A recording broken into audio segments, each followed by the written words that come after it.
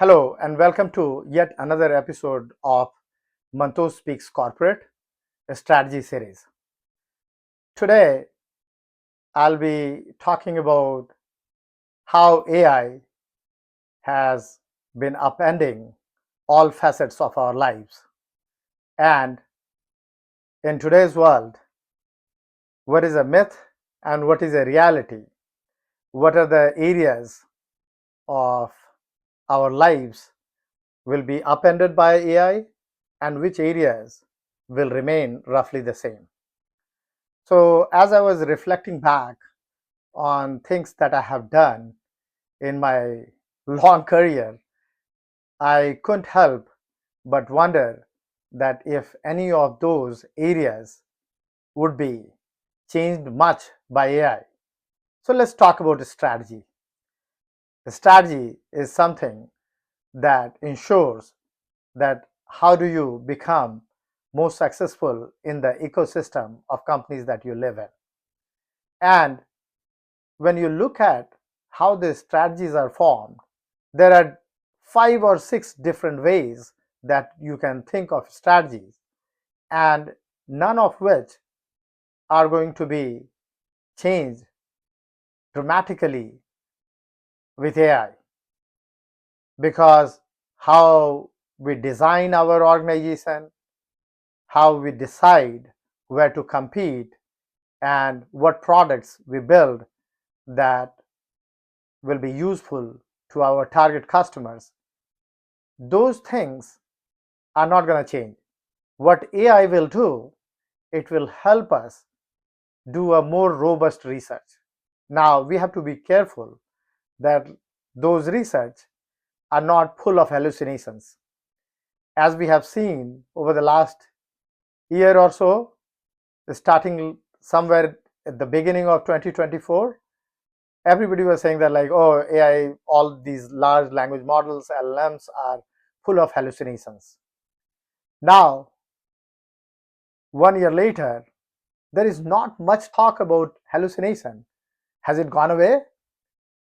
Or has the AI chatbots or interfaces, they have developed ability to sound more realistic?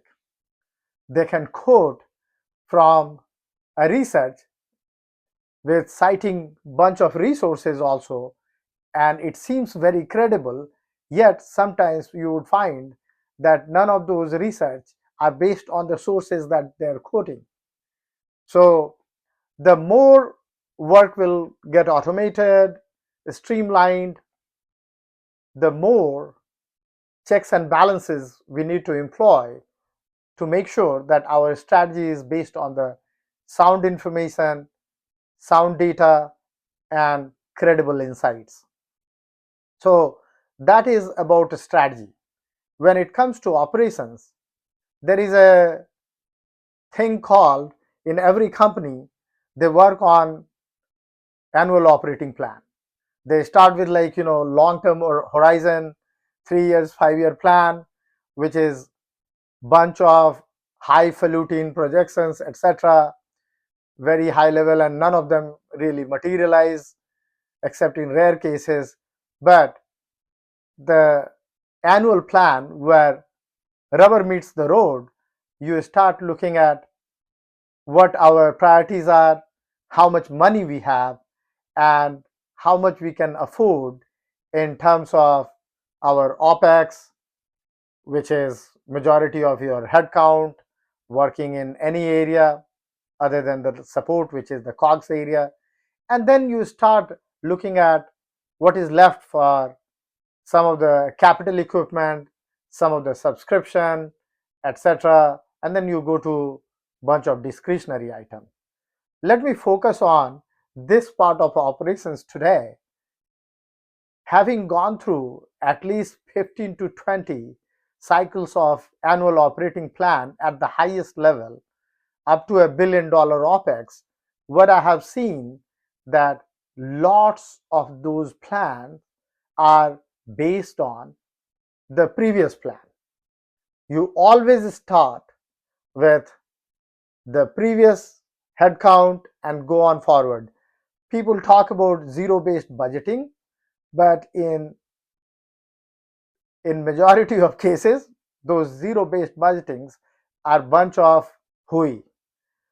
Because how could you do a zero-based budgeting when the primary basis of your forward going plan for the next year is based on your baseline headcount, which is roughly 70 to 80% of your entire OPEX. After you have taken care of that headcount and all the positives and the optimization or the negatives that you want to take the OPEX out based on automation, etc., what you are left with about roughly 20 to 25% of OPEX, CAPEX. After you have taken care of the headcount, the areas where if you are a really good planner and you have right executive support, you can do somewhat zero-based budgeting based on what are the priorities for program execution. When I say program execution, means what kind of projects you want to run in the upcoming year. Now there also you cannot do really zero-based budgeting because in any organization there are always some projects, some programs that are ongoing that you can never finish in 1 year. So they have a multi-year horizon, and those horizons do not exactly line up with your planning horizon or planning cycle. So you have to make sure that you are taking care of whatever expense or OPEX is needed to finish that project. And those OPEX are primarily consumed by your system integrators, external consultants, or any other strategic consulting folks that you bring in, depending upon what kind of projects you are running. Maybe you are trying to create a new pricing model. Maybe you are trying to implement a new commerce system. Maybe you are trying to drive some optimization in your sales cycle. You want to implement new tools to develop like new AI generated leads, etc. So all these things you are able to do only if you had a very neat cutoff for all your projects from the last year that ended at the before the beginning of next planning cycle. In reality, it never happens. So if you take that out, that takes roughly about 10% of the cost. Now you're left with about 5 to 10% of money left for brand new initiatives. So what I'm talking about, if you have $100 million budget, you are talking about 5 million to 7 million for brand new initiatives that are again going to consume your next planning cycle. They are not going to neatly align with the ending time of your current cycle. So in the end, you are really left with a very little amount to play, unless you want to just get rid of the current organization, fire everybody, and then rebuild the organization. Well, if you do that, you have a bigger problem at hand. How are you going to staff the new organization? And then you will have a long ramp to build to the efficient capacity that you are looking for. So when you have so little room for creativity, so little room to do something new, doesn't matter if AI comes in tomorrow, AI's dad will come or AI's children will come, unless we are able to create a brand new model of the entire execution full of robots and the AI chatbots who are never going to scale in the real world, because the parameters, even million parameters or a billion parameters they are talking about, all those parameters sometimes fall flat in the world. They assume those parameters, but their results are not very evident in terms of how the execution would occur.